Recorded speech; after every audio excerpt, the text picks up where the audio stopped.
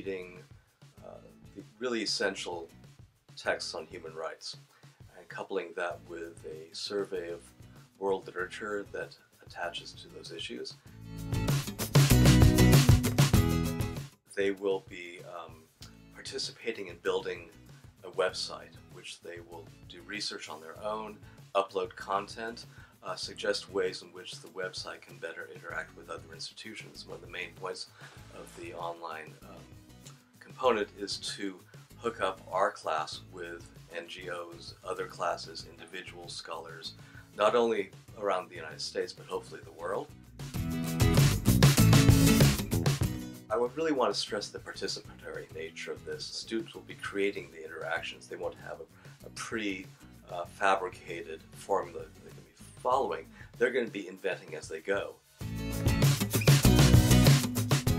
What we're trying to do is to pick up another modality of teaching the humanities. It's not to displace the standard ones, but to be more of a kind of hybrid experience for the students who are themselves less and less traditional. One of the most important things, again, for this class, and I think in general, is to open up the classroom.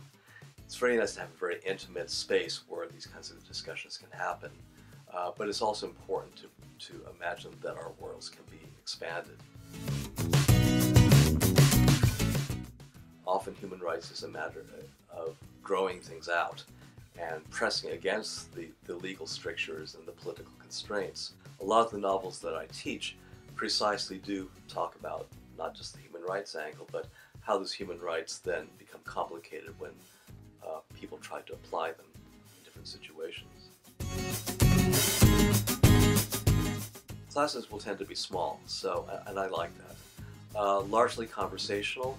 I like to get students away from simply listening to what I'm saying and taking notes and then saying that's their learning experience. So I'll probably break the students up into teams and assign them parts of the course to teach themselves. And that would be, again, commensurate with the web exercise. They'll take ownership of part of the course. I think that engages students much more.